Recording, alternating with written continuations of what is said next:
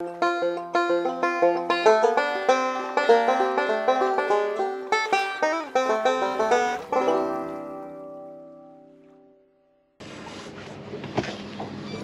guys, open water fish here. Like I say, off a couple stumps here.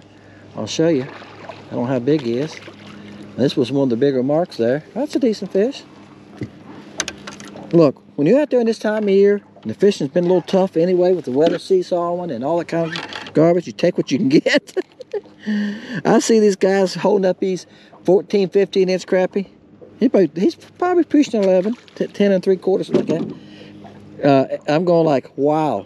This is the remelt and the cricket. Now, let me show you the pack of remelt. Here's what we're going to fish with. When you order the remelt, this is remelt blue.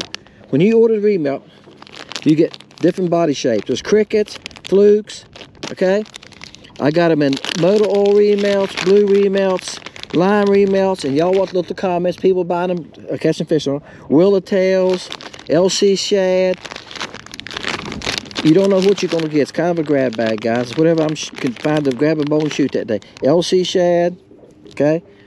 And what I'm going to do in this video is I'm going to fish with a couple of these different body shapes, okay? That's what this video is going to be about. Now let me show you what I found. See, there's a little tiny stump. Here. See right there? There's nothing around. Just open water. That's where those came from. That came from right there. Bam. 2 casts later. First cast, one of them hit it, and I set the hook and messed him. This cast, one of them hit it, and I didn't set the hook. I felt him bumpy. He's licking it. And then I felt a little bit better bite, and I set the hook. He's fighting hard. He's mean. All right. I'm going to throw you back. Oh, he's a little bit bigger. That's 2 on the cricket, so I'll have to switch body shapes. He's about the same size.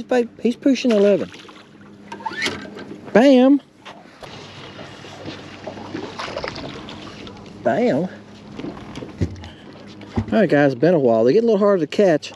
After you catch a couple of them, they get a little harder to catch. But they're moving around and some more came in. 4 or 5 more just came in, so that helped me. He's about 9 inches. That was on the willowtail. Yeah, none of these are monstrous fish. We have a lot of fish, crappie in this lake that are 8 to 11 inches. When you catch a couple over 11 inches, you go, woohoo, they're here. I've caught 2-pounders, but they're not as common as they are on some of these other lakes. Damn, I don't think this could be a crappie. That's what I thought it was. 4 fish came in on this stump while I was casting at it. And that's what I figured they were by the body shapes.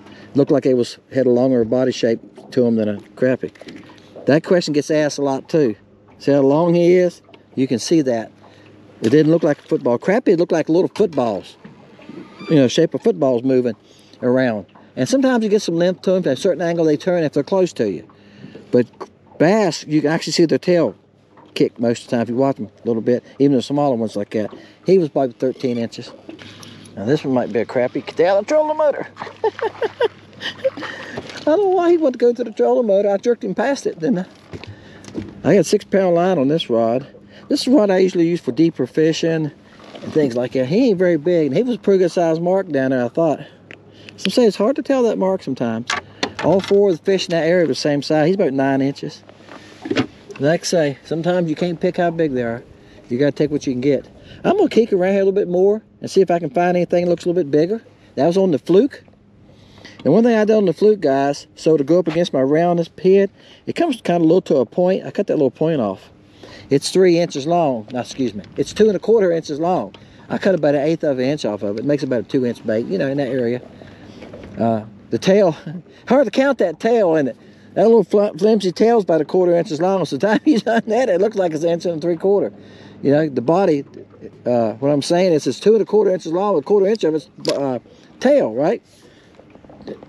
Yeah, see? That's long, and yeah, it's more than 1/4 inch. So I don't think they pay as much attention to the tails that move. That's just part of the fish.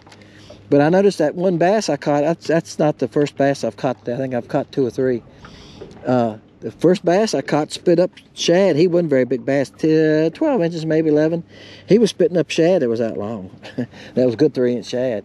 Crappie will eat 2 1/2 inch shad, guys. There's no problem at all.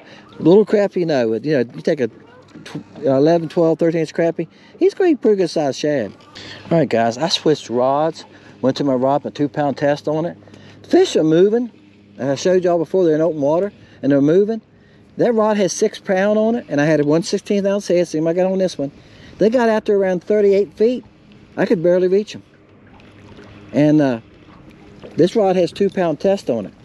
So I put a 1/16 on this one, and the fish were 40-something feet. Cast it right to them.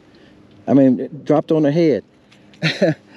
I don't know. Some of y'all have asked me about that. That's why 2-pound comes off the reel so easy. It casts better, casts further, skips better.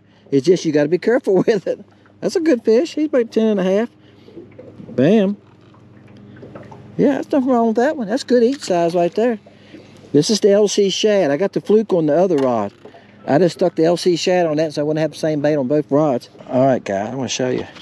This is 40 feet. All right, see some more fish out there. See, there's nothing there. Now, there were 40 feet. I'm throwing into the wind. You see how the boat's facing. I'm using this for my guide with a cast. All right, wind got me a little bit. Wind took me that way. I seen it. I seen it go right a little bit. I hit a little right where I wanted to hit. Let's see if I'm close enough at all. I might have come back in though to the left just to allow for the wind. I don't see my bait. I don't see my bait. That's okay. It should be deep enough. I'm gonna start reeling. I found it. I think I found it. Yeah, I found it. I'm pretty close to them. They won't chase it very far. You got to be in their face to get hit. I'm telling you. Yeah, I'm pretty close to them. One of them might hit that. I see a couple of them monkeying back around it. So once you catch a couple. Oh, I had a bite. I messed him. One of them hit it. So a lot of them, they're not committing on it. A lot of them are just bumping it, squeezing it. You know, that's what you got to watch. A lot of them not hitting it like they really want it. But this 2-pound test goes on out there. There's no problem at all. I think the reason I didn't see it, I got on 52 foot. I might have threw it past that. And I use 4 a lot. I got 4 and some other rods. It's just a big difference, guys, in how it casts. Now, there are some lines that cast better than others. I'm going to tell you that now. If you're casting, you already know that. Some lines don't cast good. Fluorocarbon's great. I like fluorocarbons. I use it a lot for bass fishing, but most of the fluorocarbons don't cast as good. This line right here is SOS. It's line. It's by Leland. He hit me. Did you hear my line cry? He was on there for a second. And I didn't see my bait. I seen a fish move, and then I felt the bite. I must continue to work it here now. Oh, I see it now. I see my bait right here now. I see the fish after it. Your bait's small sometimes. It's hard to see. They're all about it right here. Look, like we're gonna eat it. See them right here? See how they're moving along? My bait's right here, right with them. You can see my bait once in a while, so I'll pop it up. There it is, see? So they're just licking it. They're just bumping it. They don't want it. It's play game. It's playtime. All right, guys. I had a bite almost every cast.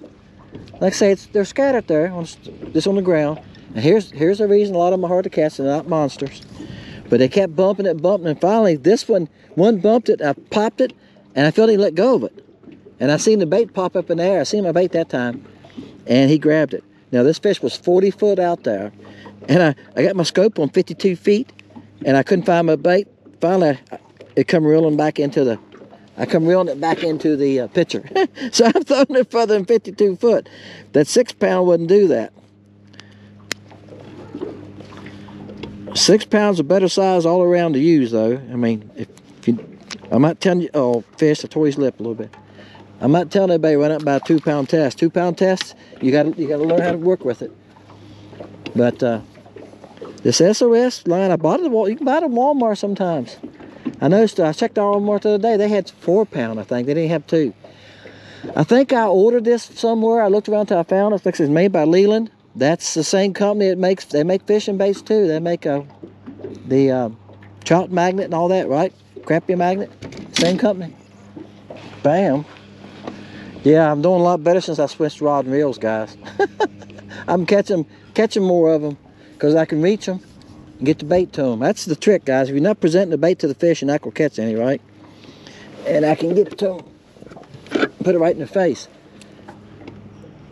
The rod casts more accurate, too. You ever notice that? Some rods...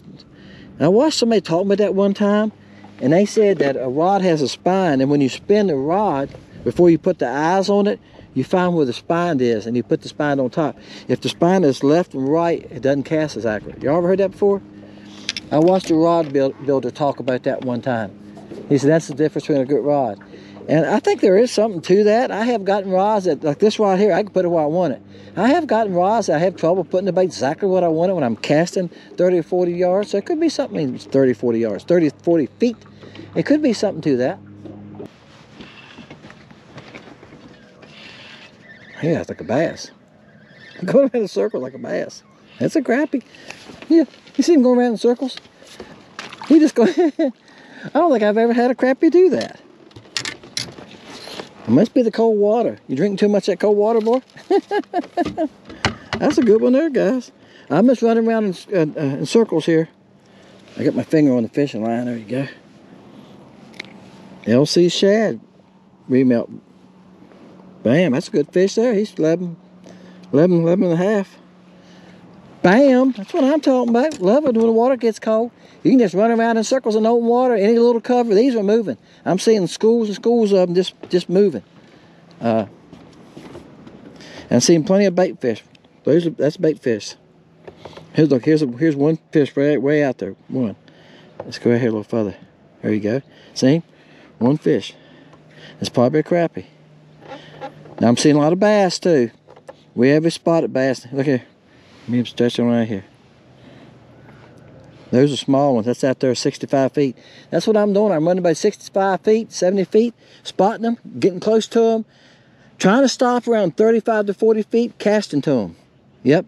And I have found this out. I got to about 20 feet from my school, cast down about twice, and they just took off. The water's not super clear. It's got a little stain to it. Visibility is probably 2.5 feet, 2-3 feet. We had a good rain last week, but when they get in this open water like that sometimes, especially when they first moved into it, they wasn't in open water last week, so this is the first time I've seen them in open water. They can be very spooky. All right, guys, look at the school coming here. See the fish coming here. Look where the school is. School's at 50 feet. 50 feet from me. And it ain't that I wanted to get, was trying to keep that far from them. I'm just running right here in open water. And I seen them, I thought, hey, I'm going to throw at them and see if they're crappy before I try to get in closer. See how they act. Make sure they're not white perch. Oh, that's a good one. Make sure they're not white perch or something like that. You know what I'm saying? And bam. Oh, boy. No wonder he's fighting so hard. I think I'm going to throw at that school again. I said that earlier. I'm catching a lot of smaller fish. You just got to find the bigger ones. And we have some big fish here, but you just got to find them. And that's tough sometimes. Oh, he's double hooked. He went into him, out of his mouth, and back in him. Look at that. That is on the Remelt Blue. Bam. Hold on a minute. Guys, I just caught the biggest trip fish a while ago of today. He was a good 13-inch fish. And y'all have heard me say this before. I'm looking now. I just looked if my camera's on. I caught the fish, pulled him out of the net, talked about him, said, hey, that's a good one. Took a picture of him with my phone, so I'll put him on there. I put him on Facebook, okay? And released him. Pulled my camera down to look at it, and it wasn't recording. And I heard it beep. That's a good one too. Anybody same size as this one? This might be a touch bigger. Bam. Let's get him here in the sun. Blue Remelt. This is the fluke. Another good fish. That's a good one. I'm gonna make sure you're recording. All right. Bam. Thank you, Jesus. I'll tell you guys, open water. I'm just running around in a circle in open water here. And just watching them. I love when that starts. I tried it last Saturday, didn't find any. Water went to 54 degrees. Y'all heard me saying this in previous videos. When that water gets down to below 58, and gets below that in that area, they'll move to open water. They finally done it. Now, they'll stay in this open water like this till March. That's right, till March. You might catch one off a boathouse here and there, off a brush pile once in a while. You'll find a couple, but most of them will stay off of stumps. And those were just moving open water. They were just out in open water, 4 fish. There's only 4 of them. and they was moving along. I'll see if I can find them. I'll show them to you. If I can't, you know, whatever, I'm going to finish this video. Remelt colors, guys. I've got them in motor oil, lime, smoke, and blue. This is the blue. They vary in color a little bit, but as you can see, they work. Have no problem with them. Again, they come in a mixed bag. This, you know, some of them might be LC shads, Willowtails. It's whatever I'm out there making at the time. This one has a little bit of everything on it, crickets and everything. I got plenty of them, and they're reasonable. I think they're $2.89, $2.99. I don't remember, guys. I got too much stuff to remember to keep up the prices and stuff. I've got some stuff I'm going to put on sale coming up, okay? Check that out. Some baits that are selling slower than the other colors, I'm going to put them on sale. I haven't decided how much yet, but it'll probably be $2.99 in that area, okay? I've got to get something for them, guys. I've got money in the bag, money in the labels. Somebody asked me, one of y'all guys was thinking about starting your own business, bait business, and he asked me about the labels. I buy 2,000 labels at a time to get a good deal. And at that, they're 18 cents a piece, just those labels. If you buy 500 at a time, they're like 35 cents a piece. Yes, that self-stick stuff's expensive. So to get a good price, I buy 2,000 at a time. Bags are the same way. Bags, I buy 1,000 at a time. The more you buy at a time, the cheaper it is. So that's what I do. So you add the math up. Yeah, I got about close to 30 cents. Let's see. I've got 24, usually 24, 28 cents in the bag, and just in the bag and the label. So they ain't counting the plastic. The biggest expense, some of y'all getting into bait making, some of y'all told me you're thinking about it. The biggest expensive, the molds. The molds and the plastic. If you don't buy the plastic by 5-gallon buckets, then you are paying. It's about $40 a gallon, guys. That's right. All right, then you got to have colorings. That's right, that's like $6, $7 a bottle. Yeah, it adds up pretty fast. Guys, for some of y'all that's interested, just sharing that with you, because a lot of y'all make comments to me about that. So a couple of you make comments you think about getting into it or getting into it. So there you go. Appreciate y'all, guys. Dennis, see you next time.